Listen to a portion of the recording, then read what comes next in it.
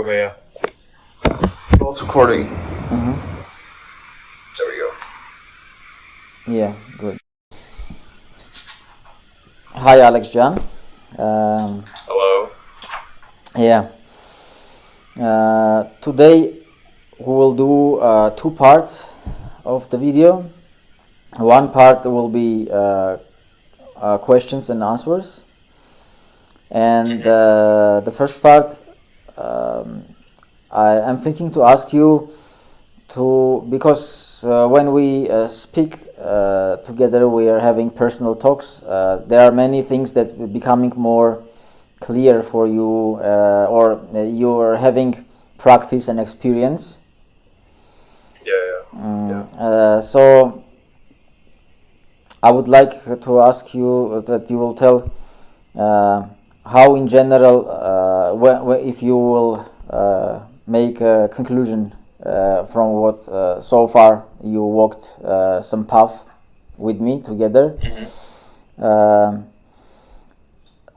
the food and the spiritual part, the meditation and the food and the thoughts all together, like what kind of state you reached, like what is so far clear for you, like just I'm leaving this open for you, just you tell how you feel. Totally. Yeah. Wow, it's a really big question.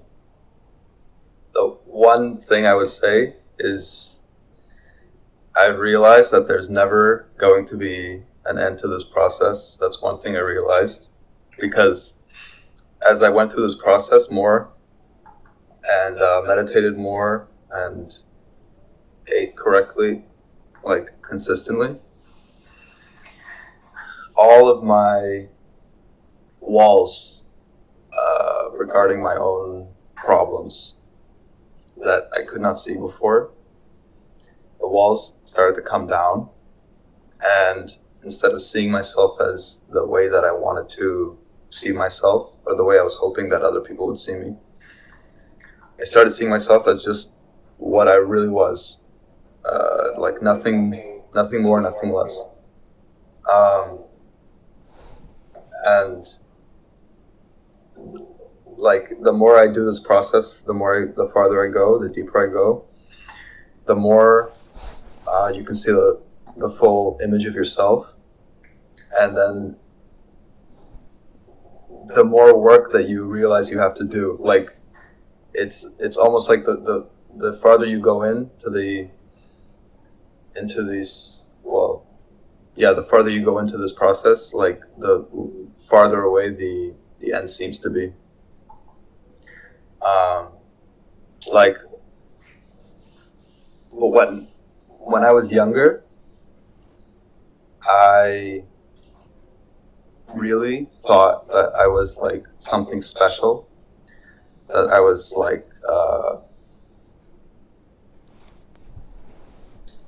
I thought that I was like important just because I was myself. And it's funny, the other day I had a dream, because I only just recently started to see myself as what I really am, or closer to what I really am, when these walls started to come down. So I had a dream recently that this woman was showing me all my flaws that I could not see before, and one of them was my own self-importance. Like, she would go take me through different scenarios, and based on how I react on these scenarios, she would point out all these things that I was doing that were wrong. And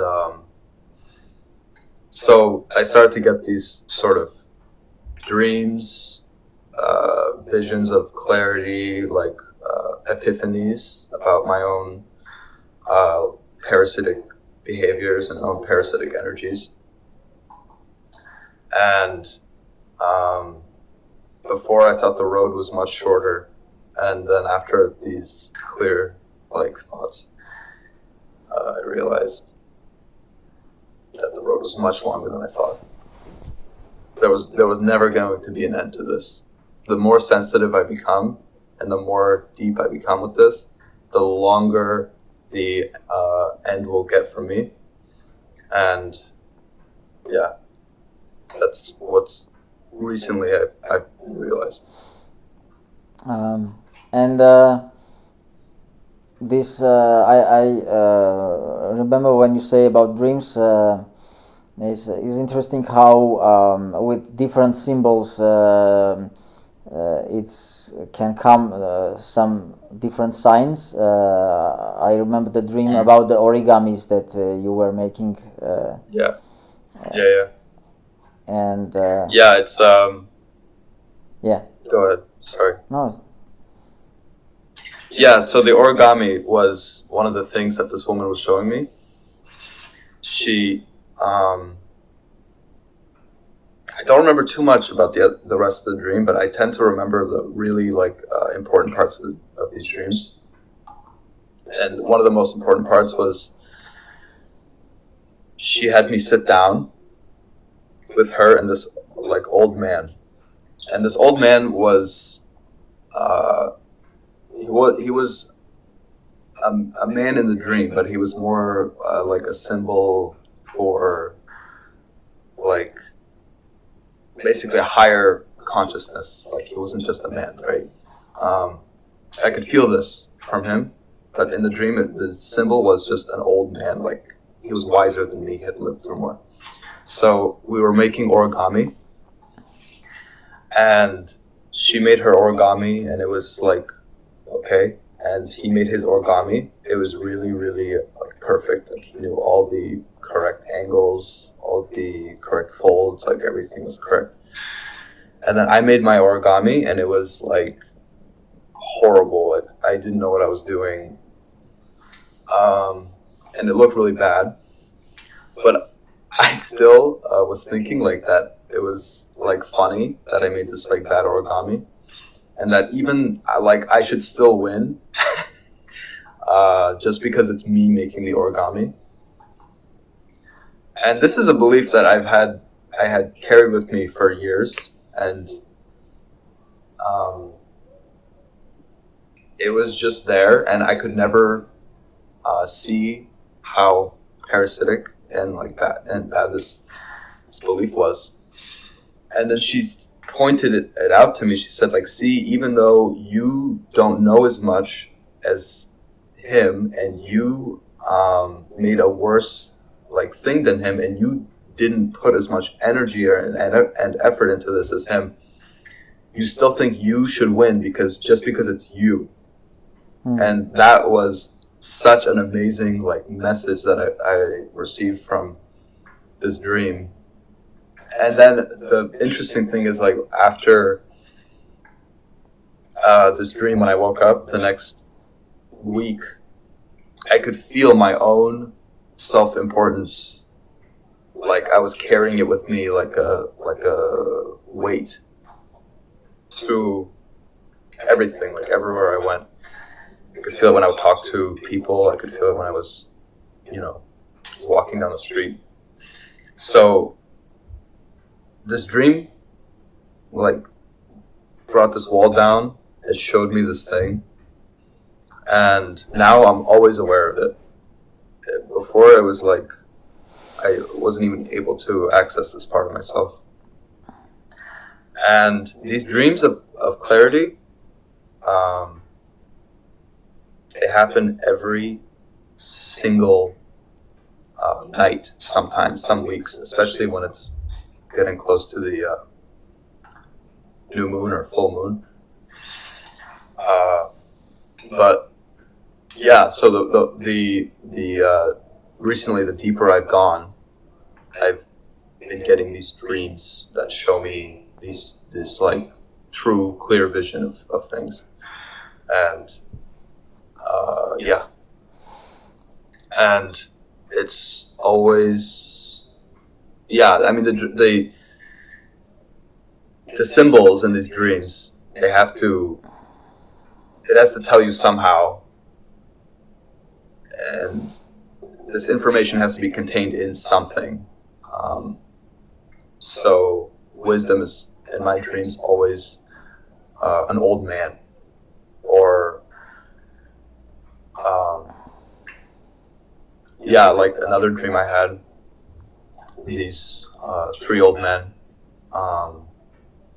showed me more like basically parasitic behaviors and energies that I had, and they were like the wiser, more conscious, higher conscious beings, and that was the symbol that it was sent to me through, was these old men. So it has to tell you somehow. So it chooses these the same things like every time, and probably for most people, it's the same. Probably, I don't know, but I would assume so. Yeah, it's in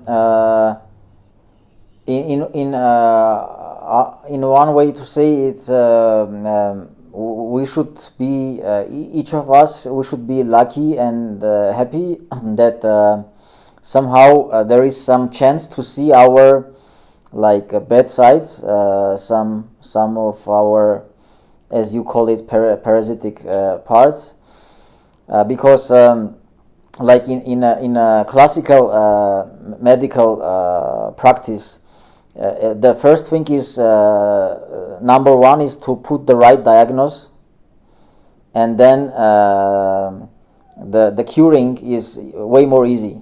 Let's say if you really know, Right. if you really know from where the source is coming, like of this illness or this sickness. Yeah. The same is with the spirit, with the spiritual thing. There is this mystic Gurdjieff, who is half Armenian, half Greek. He maybe I was talking about this to you. I can't remember, but he was born around Gyumri, Armenia, and his father's house was there, and he was he developed some university in New York and in Paris, I guess. It's like called Human Development University or something like that. And I can recall his words. He says like any spiritual seeker still he didn't start his spiritual path until the point that he will become like disgusted by himself. Right after there, the path started. When you start to see, let's say, your own shit, it's kind of like a very important thing. One should be lucky to see, because like many people can tell you, for example, that something is wrong with you or some, but you can ignore this, like you will not accept.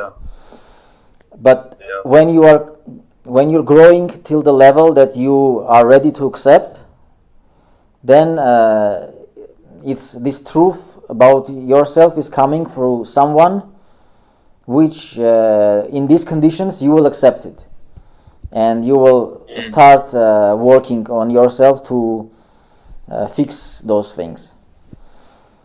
And this kind of like this mirror in which you see yourself.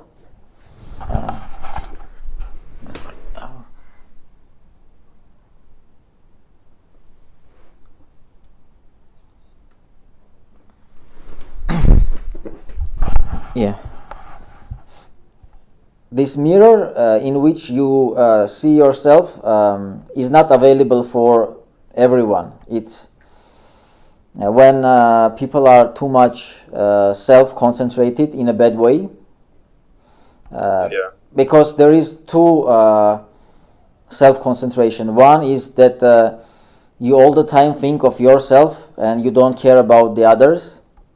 It's more like selfish, and then and then the best self concentration is when your mind is turned inward. It's inside you, and you collect all your energies to your central channel, which called sushumna, and when you concentrate it totally in yourself in a right way, then in this case you start to see the others as well in a right way, because when you are concentrated on you as a selfishness, then you see others through really ugly perspective, like ugly lens, like a prism. Yeah. Yeah. And this word, which is compassion, it's possible when you are totally inward. When you at that point you can see how the other is suffering. So why basically we are getting really angry on someone? Because we can't see this person's situation. Yeah, exactly. This when someone is like behaving really bad way, and the logic is telling the person is behaving bad, so it's normal to be angry on the person. But the level of compassion is when you really, it's not like logically you understand that this person is in a bad situation. No, it's you really start to feel on his shoes, or her shoes, like there this kind of expression, there is like feel in someone's shoes. So and then after you understand this person's situation, you will never get angry on this person, because you know what is driving this person to be like that. And that's why always when someone is getting angry on somebody is because of not knowing, not seeing, not being able to see the reality, what's going on. And this is only possible to reach when you just more focus on yourself. Interesting. Because I was going to ask about meditating on yourself versus meditating for someone else, and like are they essentially the same thing? Because if I meditate on, like, let's say one of my parents, and I am cleaning that channel, that's like allowing me to see what they've been through and have more compassion towards them. But now it's like what you're telling me is if you meditate on your own central channel or your own chakras, that's also allowing you to see those things. Is this correct? The thing is that anyway you meditate on yourself, whatever you do is happening inside you.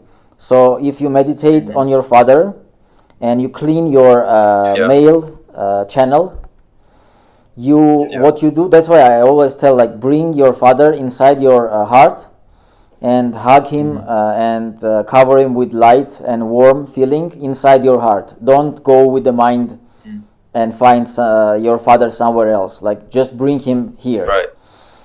And what's happening is anyway, like whatever is, like, it's your father or mother or neighbor or anybody else, the main thing is that whatever is happening inside your heart, inside your central channel.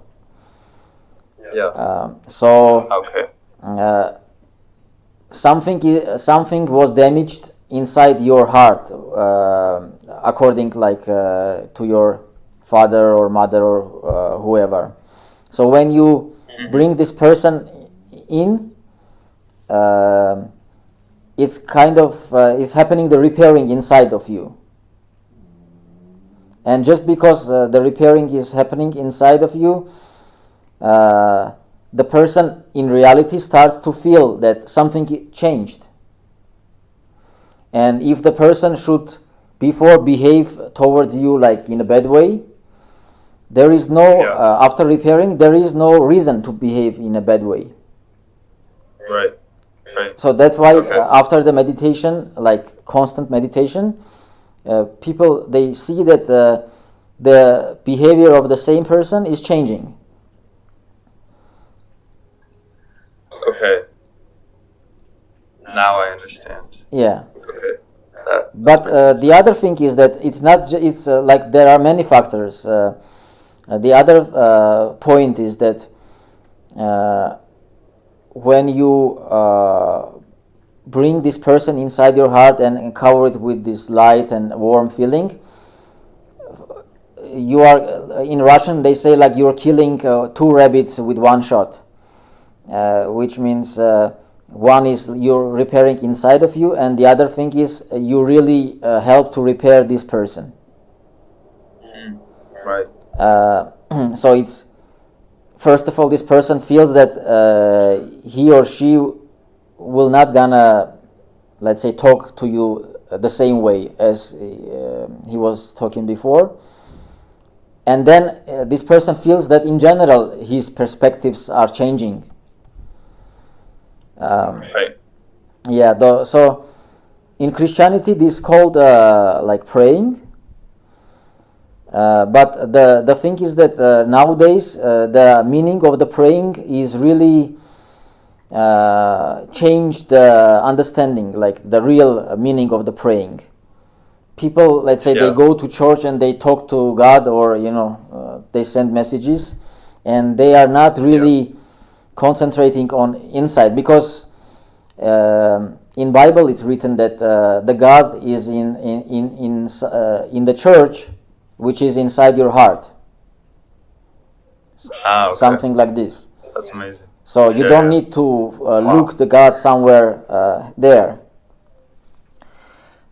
And nowadays the culture of real praying or real meditation is lost like globally. Of course, like many people they keep it, but in general we are like wondering why this world is in this situation, the wars and other stuff. It's because we yet not grown to the level to pray, to meditate the right way. Because till the point when we are seeking for somebody to blame, like you say, like this person did the bad thing, we are not understanding that this is our like karmic situation, is that we appeared in that circumstances, in that place where this person behaved badly towards us. And if we will change our karma by cleaning and meditating, we are avoiding the situations in the future, this kind of.